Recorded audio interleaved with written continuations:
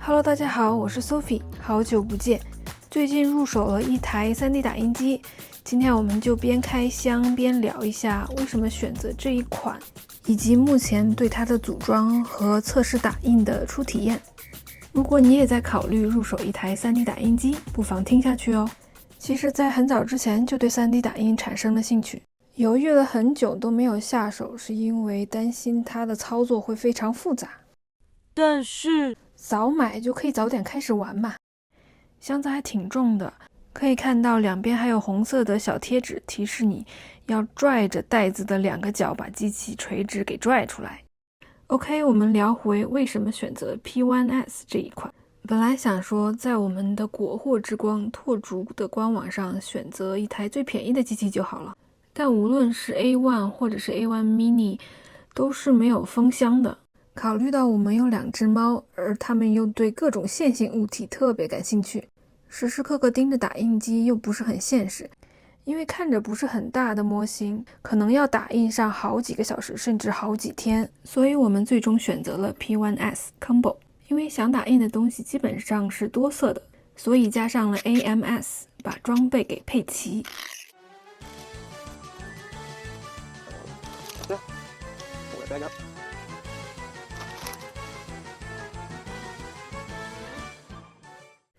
安装的话其实不难，可能比组装宜家家具难了一点点吧。就算你不是理工男也不用太担心，因为说明书上解释的还是蛮详细的，只要你跟着说明书一步一步来都是没问题的。影片中你也可以看到我们组装这个机器的全过程，安装时需要用到的工具它都有提供，其实就是一把小小的六角形扳手。拓竹在这一方面的设计还是挺 impressive 的，不需要用户额外准备各种复杂的工具。特此声明一下，这个视频是没有赞助的哦。这一件巨大的玩具花了我们大概900刀。在选择这台打印机之前，我们也是稍稍做了一些功课的，看了很多博主的推荐。拓竹家的打印机比较容易上手，对新手小白比较友好，而且自带 WiFi，号称只要组装好机器就可以直接开始打印。真的就这么简单吗？在影片最后，等我们组装好了机器，就立刻马上打印，给大家实操一波看看。我们现在在拆的就是 Combo 里面的 AMS， 就是有了它才能够轻松完成多色打印，没有它其实也可以多色打印，就是比较麻烦，需要手动的去换颜色。This tube is already connected to the AMS, and on the instruction manual it says to plug it in here. There's a round hole, and there's a 6-pin connector hole over here. 大家在安装的时候注意一下，连接线有一根是4孔的，有一根是6孔的，这一根就是4孔的，然后另外一根就是6孔的。AMS 后面这2个插孔用哪个都行。Plug it into the left one for now. Click. And then there should be another port here. Click that in here. There you go. And then there should be a 4-pin on the bottom here. And that 4-pin should connect to over here. Plug that in. Go. Plug it in. Over here. Don't want to tangle those wires. There we go. Spool holder assembly hose. 如果你也有 AMS 的话，其实后面的这个 spool holder 装不装都行。我们也是后来才发现的，好像都没有用到它。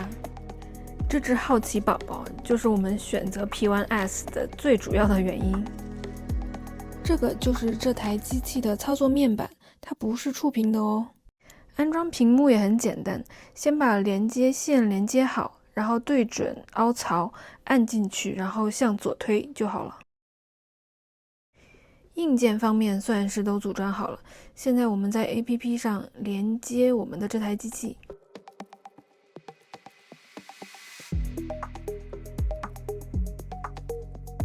现在就是等待它连接和 self-testing。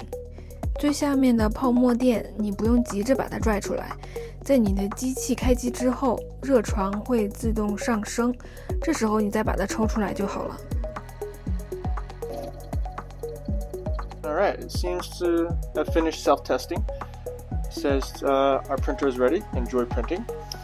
可以看见 AMS 也连接好了，里面的灯也亮了。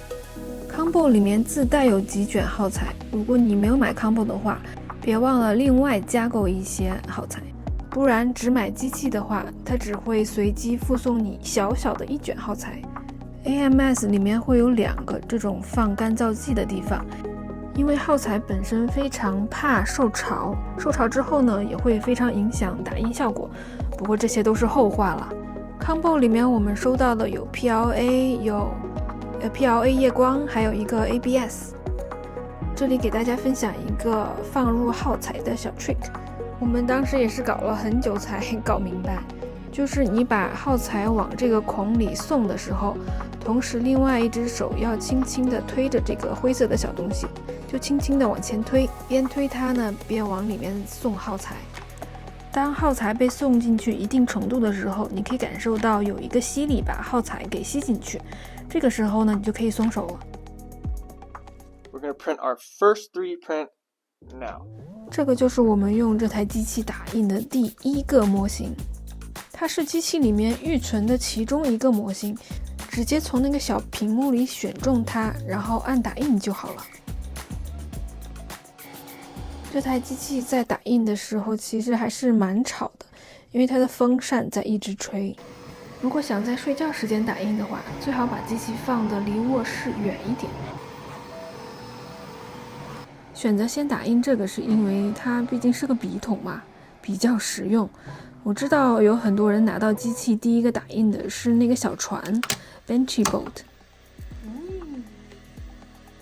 当当。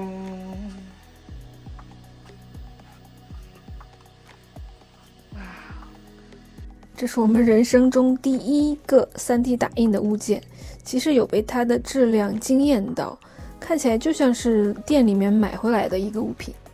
其实我们第2个打印的就是那个小船，因为 L 觉得这是一个 tradition， 每一个买了拓珠 3D 打印机的人都要打印一只小船，作为一个小小的仪式吧。This isn't even sped up. This footage is not sped up. This is the machine moving this fast. 打印这个小船的时候，这个打印机动作超快，我们2个都有被吓到。包裹里面还另外附赠了和 Benchy Boat 配套的小马达，所以它是真的可以在水里面跑的。这2个模型我们用的都是 PLA 材质，因为 PLA 是最容易打印的，新手都是从 PLA 开始的。就目前的使用来看，我们选择 P1S 不后悔。虽然这个机器使用方面并不难，但是如果你想 3D 建模，从无到有的设计一个模型出来，其实并不容易。我会陆续在这个频道分享我都用 3D 打印机打印了些什么，打印的时候遇到了些什么困难，如何解决，还有我又学到了什么新的 3D 打印小技能，我都会在这个频道分享给大家。同时也希望 3D 打印界的前辈们不吝赐教。把这个视频放在我的这个副频道，是因为我觉得这类视频偏专业性而非娱乐性质的。而这个频道呢，我想把它用来主要和大家一起学习和成长。我的另一个频道主要是分享美食、生活、旅行方面的。非常非常感谢看到最后的朋友，今天就先聊这么多吧。希望这个视频对于还在犹豫的你有一些帮助。